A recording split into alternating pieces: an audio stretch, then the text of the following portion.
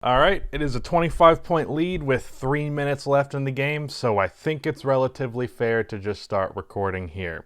Knicks versus Hawks Game 3 did not go particularly well for the Knicks. If you are new to this channel, subscribe and drop a like on its video. It is much appreciated, especially if you are coming over from my main channel and you consistently watch these second channel videos. Just fucking subscribe. It's not that hard.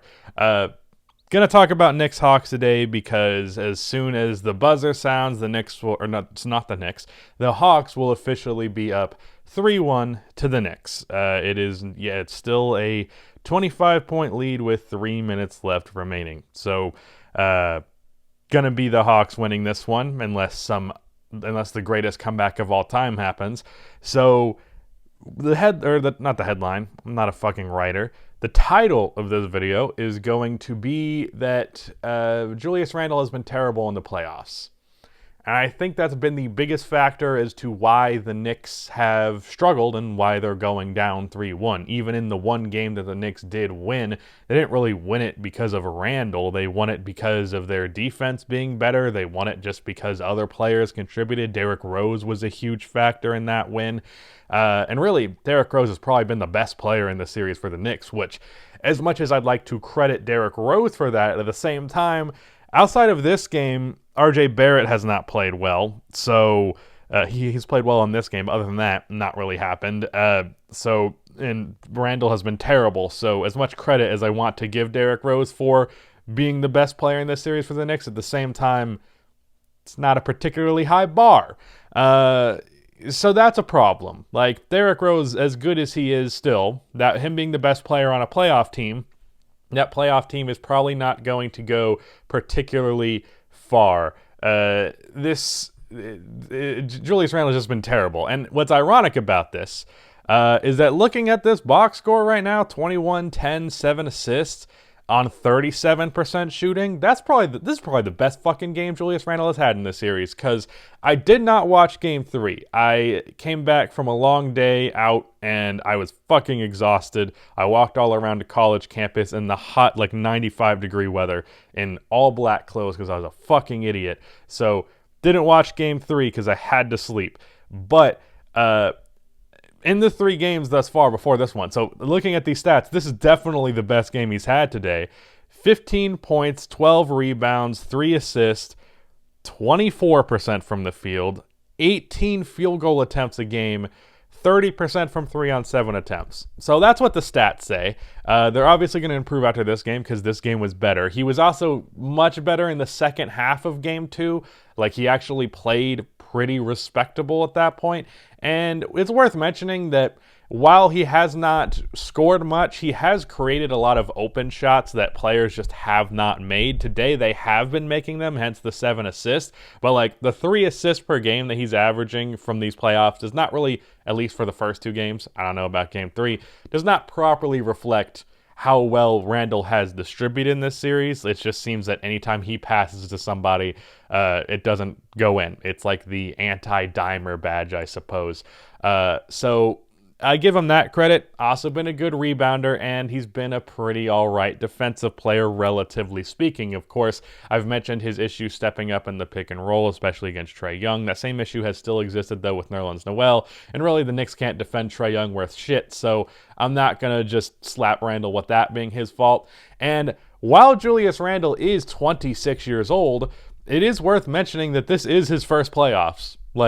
He was on the Lakers when they were terrible, and then he was on the Pelicans when they were also not good, and then he was on the Knicks last year, who were obviously terrible, and then this year, first time he's been on a playoff team. So, first playoffs, not going well, but at the same time, the guy has been in the league for how many years now? 1, 2, 3, 4, 5, 6, 7 seasons? I feel like at that amount of playing in the NBA level, you should at least be 50% of what you were in the regular season? Like, fuck. Like, at least shoot 30% from the field, maybe? Is that a big ask? I don't know. So Julius Randle, not a good playoff debut for him. Of course, there's still some games to be played. Maybe he'll turn it around. I will say I was hesitant on Randle as well as RJ Barrett going into this year's playoffs, just because, and I got shit for this from Knicks fans, but I was like, I don't believe that these guys are as good of shooters as the regular season numbers have indicated. It's happened all the time where a okay shooter has a great shooting season and then they go into the playoffs and then they're not good shooting wise. I can think of Al-Farouq Aminu and Mo Harkless. These are like the go-to examples for me because when they were on the Blazers that one year, I don't remember what year I'm thinking of specifically, but they both shot well from three. Mo Harkless on like 2 attempts per game shot like 38%, so you could be like, yeah, that's a really low volume, so maybe not. But Al-Farouq Aminu shot like 5 threes a game on 38%. And in the playoffs, teams were leaving both of them open without hesitation, and they were missing every fucking time. And that's kind of what I thought was going to happen with Randle and RJ to some extent. However, I didn't expect Randle to shoot 30% from three on 7 attempts. Also, mid-range shots have been a big thing because mid-range shots were a big part of Randle's game this year. He's always gone to mid-range shots, but this year in particular, high volume, pretty good efficiency in the low 40s, so not amazing, but definitely good enough to where him shooting the volume that he did was acceptable. If we're looking at his stats, last year, 10% of his threes came from, or 10% of his shots came from 10 to 16 feet. 8% came from 16 feet to the three-point line, so around 18% in total from around free throw line to just inside the three-point line. This year, it went from 18% to 28%, so that 10% increase was also followed by better percentages. He shot about the same from 10 to 16 feet, but he shot 41% from 16 feet to the three-point line, and of course, he took the massive leap from behind the arc. And it really seems like some of the more physical elements of Randle's game, especially getting to the basket, have just not been quite there in the playoffs. It's really like settling for jumpers. If you look up, this is interesting actually, the average distance on his shots this year went from 10 feet to 14 feet. I think that speaks to the increase in volume in jumpers. Now, of course, Randle got much better this year because of that increase in jumpers, and over 71 games, you cannot act like that shooting is a fluke. Like 30 games, and I was like, okay, maybe he'll come back down to earth. 70 games is enough. He's shown that he is at least a pretty good shooter in a regular season. But playoffs, not the same story. I did mention RJ Barrett. RJ, I'm going to be a lot more lenient on because this is just his second year, as well as the fact that RJ has been one of the more over-criticized players over the last 2 years, and that's for me as well. I saw people bring up old tweets of mine when I was praising RJ Barrett, and I was like, really? I didn't even remember being that low on him, but I think I called him like more athletic Evan Turner at some point, so even I was not giving him the benefit of the doubt when I should have, because really when you look at his rookie season, a lot of it was poor spacing that resulted in his numbers being what they are, and this year he's at 17 points, 6 rebounds, 3 assists on not the best, but pretty good efficiency, so I give him that credit. He's a pretty damn good player. Second best scorer on the team in his second year, at least in the regular season, because best scorer has been fucking Derrick Rose. But in the playoffs, 34% from the field, 25% from 3 on 5 attempts. That will obviously go up after this game because I think he was like 2 for 4? 2 for 6. Okay, maybe not. It'll go up a little bit because that's 33%. But yeah, not great from RJ either. So I was worried about shooting falling off a bit for the Knicks. However, didn't think it'd do it to this degree. Didn't think it happened to this degree to their 2 best players. I had my worry, but I didn't think it'd be this fucking bad. Maybe I should have doubled down on that concern because I would have looked a little bit smarter than just saying, hey, I'm a little hesitant on this, because now I clearly should have been very fucking hesitant. Like I said, RJ had a great game in this game 4, so you got to give him credit for that. But Obviously, not enough. On the Hawks side of things, I've really just been focusing on Randle and the Knicks in this video. The Hawks just played fantastic offensively. Of course, defending the Knicks has not been that difficult. DeAndre Hunter has done a great job on Randle, kind of preventing him from getting to the paint and getting so many jump shots off. I also do want to mention that there was one possession in particular, and why I talk about Randle settling for jumpers, where there's like 8 seconds on the clock, and he had Trae Young on him, and he took a mid-range pull-up over him, and it's like, really? Trae Young is like 4'2". You're really strong, and you, in the regular season, and especially in earlier seasons of your career, were extremely physical. So don't know why you're taking a pull-up shot over Trae Young. That's not the best decision in the world. I also do actually want to look at playoff shooting as well. He is shooting 17% from 10 to 16 feet, has not hit a 16-foot to three-point line shot, and his average distance has increased slightly. So there's that. His percentage of shots at the basket, 20%. It was actually 16%. Wow, it got down to 16%. I mean, comparatively, his last year in LA, he was at 54. So he's really changed his game up. I knew that, but like I didn't realize it was that steep. Holy shit. But anyways, I'm just looking at fucking basketball reference at this point. But on the Hawks side of things, I tweeted out about this game, and a Knicks fan rightfully said, the Hawks don't fucking miss.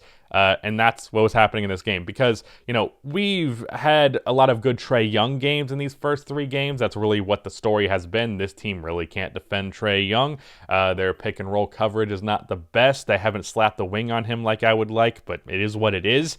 But Trae has been able to just tear apart their defense, make some incredible passes out to shooters. He did shoot terribly from 3 this game, but still relatively efficient, 27-9. But then John Collins finally showed up. He's played like 15 minutes a game, first 3 games. I think he played like 12, game 3. 22 in this one. Was hitting shots. He hit one mid-range shot over Julius Randle in particular that was a very like last-second shot that was very impressive. And Danilo Gallinari didn't play like dog ass this game, so shout out to him for that because first 2 games that I watched, he was trash. And I actually forgot to mention that in one of my post-game recaps about it, and I was annoyed that I didn't mention it. Kevin Huerter played well. Bogdanovic shot 4 for 9 from 3. Hit 1 3 at the end of the buzzer, or around the end of the buzzer for the third quarter. That was like, yeah, I feel like that shot's kind of what ended it. Like, there's still another quarter left, but I don't see the Knicks coming back from this one. And like that 3 was really well contested. He just made it, and that's just kind of how this game was. Like the Knicks actually played pretty respectable defense on everything except for Trae Young, but that fact alone resulted in a lot of open shots, and even the non-open shots were just dropping today, and we're dropping in many other instances. Outside of that, also Clint Capella on the boards today, 3 offensive rebounds. It felt like all of those offensive rebounds were major, except for that one that he traveled on. I mentioned offensive rebounding being a concern, but I said, hey, the Knicks are a pretty good rebounding team, so it'll probably be fine. But in this game, the rebounding differential, I know it was big around halftime, so it was 39 to 33. Okay, so it's not as bad as it was.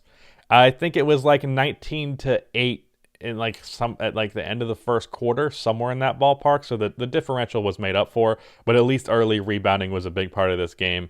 And then just the fact that the Knicks offense is not good.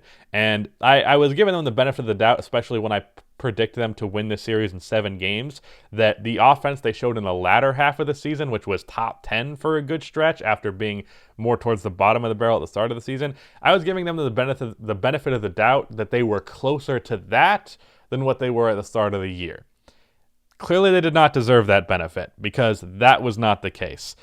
Randle just not good. RJ Barrett just not great, and I'm not as critical about him because he's not as old and not probably about to get a max contract relatively soon.